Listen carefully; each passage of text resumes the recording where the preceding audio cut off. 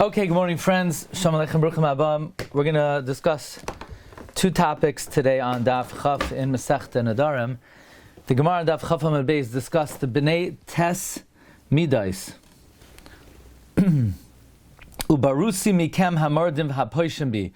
Amar Rabbi Levi, Elu Bnei Tesha Midais, Bnei Asnas Mishga'ach.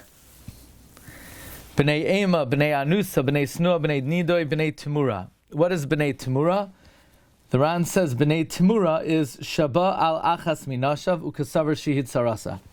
Somebody has two wives. He thinks he's living with Rachel, and in reality it's Leah. Or he thinks he's living with Leah, and in reality it's Rachel. And the children of such a union will be deficient because, as we mentioned, and we'll discuss it more, the offspring are influenced by the kavanos of the parents at the time of zivug, and therefore, since he was not mechaven for the right isha, it affects the offspring. The obvious question is that there is a well-known example of Bnei Temurah in the Chumash. I mean, everybody knows the classic case of Bnei Temurah is Yaakov Avinu thought he was marrying Rachel. So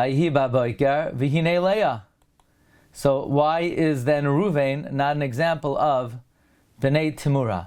Yeah? Why is Reuvain not an example of Bnei Temurah? So the Shita Mekubetzes, by the way, there's a Shita Mekubetzes on Masechta Nedarim. The Shita asks this question.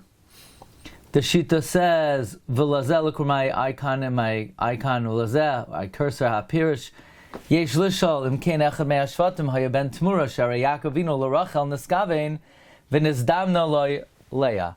Yaakov Avinu was mechavein for Rachel, and Leah came his way. So then Reuvain was a Bnei Temurah. So the Shita Mekubetzes gives a number of very interesting answers. V'yesh loymar ki lo nisabra me'osa bia. Leah was not nisaber from that bia. Now I don't know how you could say such a thing. Yaakov Avinu says in the Berachos Yaakov about Reuvain, b'choyriata koichi v'reishis oini. Reuvain came from the first tipa of Yaakov Avinu. So how could the Shita say that she was loy nisaber me'osa bia? So I don't understand that answer of the Shita. Number two, imke inami. The Torah wasn't given, and they were not usher in dikduke mitzvahs. But you could ask on that.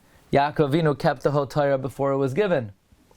So you could say, but that was only in Eretz Yisrael. This was Chutz La'aretz. He even married two sisters. If Yaakov could marry two sisters, in other words, if he was allowed to marry two sisters, certainly he didn't have to be careful in the dikdukim of Masechta Nedarim. These are the answers of the Shita. I was not satisfied, and I'll tell you the truth, I remembered seeing an answer in the Mishnah Berurah. The Mishnah Berurah in Siman Reish Mem, in the Sharat Tzion, quotes the Kasha of the Magen Avraham.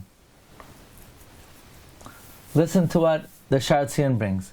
Hiksha Magen Avraham, D'halo Yaakov niskavein l'Rachel u'ba Leah. Yaakov was mechavein for Rachel, and instead he lived with Leah. So Magen Avraham gives a very interesting answer.